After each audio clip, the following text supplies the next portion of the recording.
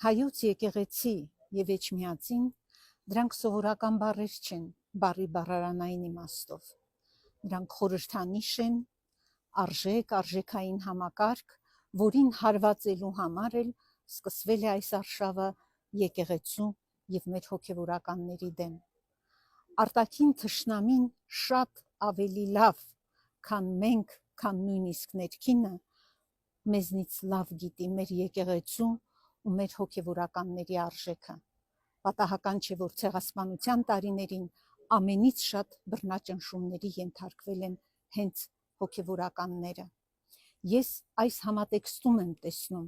արշավը եկեղեցու եւ մեր հոգեվորականների դեմ։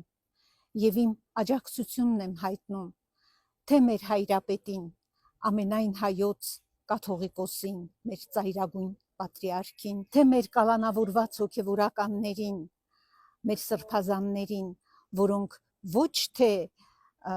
քաղաքական բանտարկյալներ են, այլ խղճի եւ ազատության կալանավորներ։